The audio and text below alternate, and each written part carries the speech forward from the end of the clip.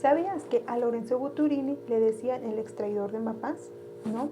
Pues en este video hablaremos sobre máquinas troyanas, el guadalupanismo y la ilustración novohispana. ¿Sabías que a Lorenzo Buturini le decían el extraidor de mapas? Durante varios años, intelectuales como Ernesto de la Torre Villar y Elías Trabulce señalan la importancia de la generación de intelectuales novohispanos que alcanzó su madurez en los años 1730-1750. La primera ilustración mexicana, representada por personajes como Juan José de Aguiara, Cayetano Cabrera, José Ignacio Castorena, entre otros. Para entender la actitud de estos historiadores y saber de qué forma terminó la actitud de las nuevas generaciones ante los cuestionamientos de la fe, podría ser el estudio del guadalupanismo de la ilustración novohispana. Después de 40 años de la publicación de la Estrella del Norte de México, de Florencia, esta que se encuentra aquí, la imagen de la Virgen del Tepeyac se había convertido en una de las principales banderas del protonalismo criollo novohispano. A finales del siglo XVII, la Nueva España se encontraba en una expansión tanto social como económicamente, en donde existía la posibilidad de una mayor autonomía.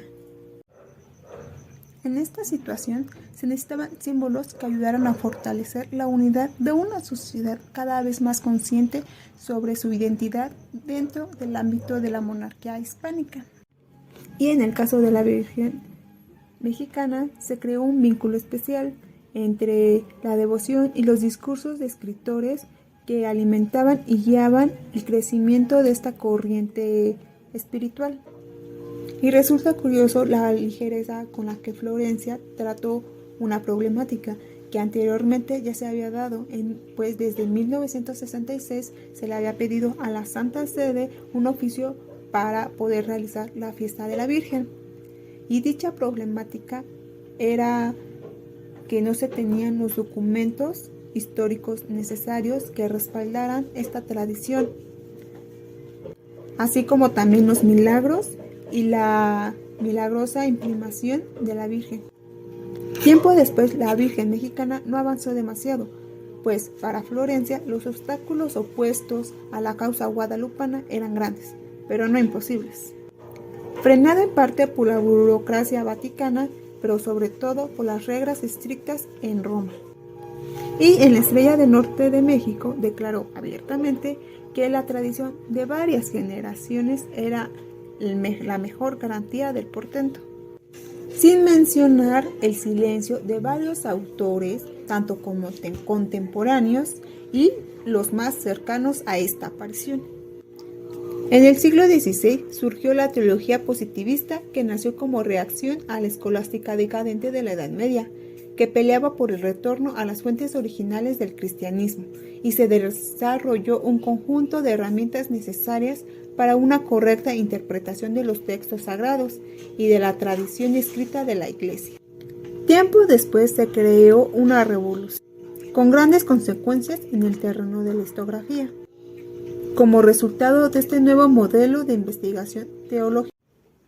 Tiempo después se inició una gran pandemia de fiebres en Nueva España entre 1736 y 1737. Esto determinó que la máxima autoridad de México jurara como gran patrona a la Señora de Guadalupe. La confianza de los habitantes de la Ciudad de México empezó a crecer, y esto fue porque cuando empezó a disminuir la fuerza de la pandemia en Nueva España, coincidió con el juramento como patronato de la Virgen. Y gracias a esto, poco después, ciudades y villas cerca de la capital empezaron a nombrar como protectora a la Virgen, y de ese modo nombrarla así en todo el reino. El poblano Juan Pablo Centina alzó la voz en contra del patronato de Guadalupe, donde había remitido al Cabildo Eclesiástico de México un oficio en el año de 1738, donde él exponía los impedimentos canónicos y hasta históricos que, en muy su opinión, existían para poder jurarle a la Virgen, donde se llegaba a rezar por ella e incluso llamándola patrona.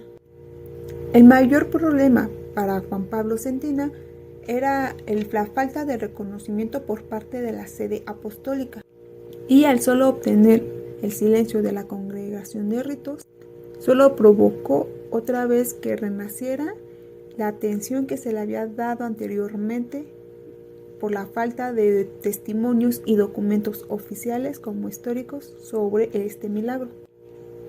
Y Cabrera se encargó de contestar la cetina y a todos los opositores del patronato, pues para él y sus aliados las acusaciones de Cetina como de los opositores eran incrédulas. Cabrera se encargó de contestarle a los críticos, mencionando que si el milagro hubiera sido por la mentira de un indio o por la creación del demonio, esta merecía el culto que se le había dado, ya que había aumentado la devoción y la fe hacia el original celestial.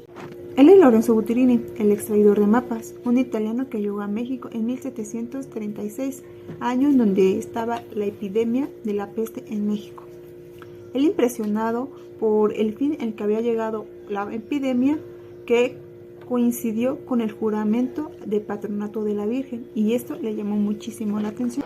Él se convirtió en devoto de la Virgen y una vez en México empezó un proyecto de investigación, de escribir su historia y coronar su imagen, lanzándose en la búsqueda de antigüedades mexicanas y la promoción de su empresa piadosa.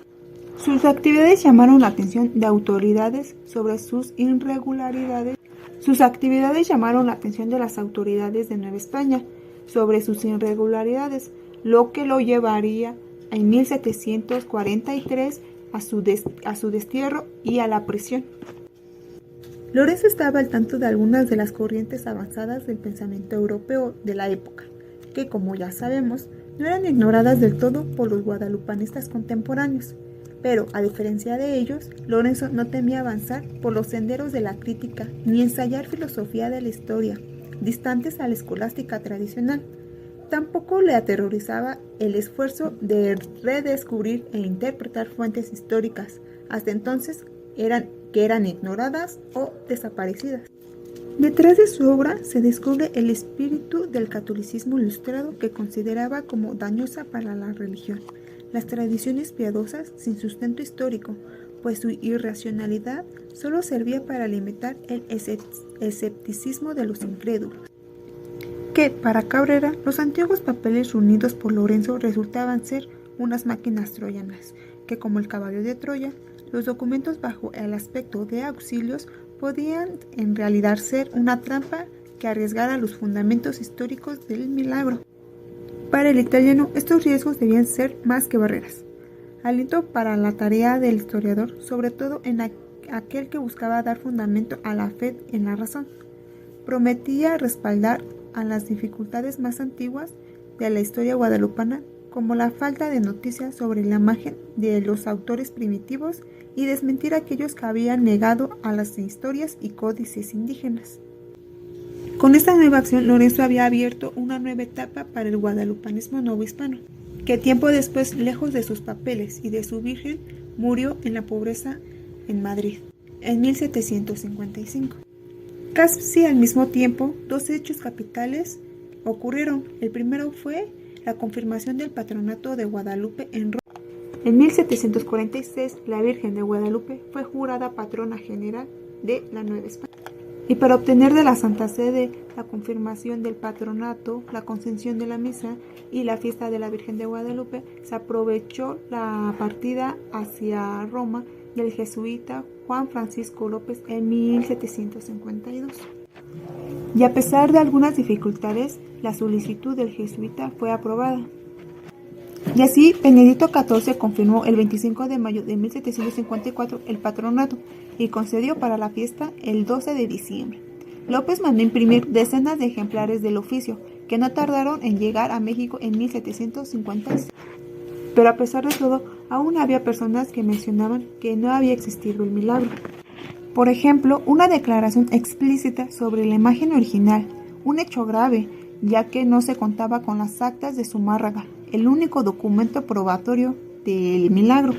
Y pese a esto, el propio Juan Francisco López, en una última petición al Papa, tuvo que reconocer que no se existían las pruebas ni los testimonios de los contemporáneos ni testigos del portento. Y en opinión de Cayetano de Torres, el que se haya confirmado el patronato y la misa de la Virgen era puro negocio sobre las fuerzas humanas. La postura implícita de aquel sermón de Cayetano de 1756 era parte de un movimiento generalizado que se abría paso en el seno del catolicismo. En los años siguientes, la nueva tendencia recibía poderosos refuerzos con la difusión de la modernidad de un grupo jesuita. Y no menos importante fue el impulso de la teología positivista en los colegios y seminarios del clero. Y con esto comprendemos que una distinta y nueva generación de guadalupanistas se esforzarán en la búsqueda de los fundamentos históricos de la tradición guadalupanista.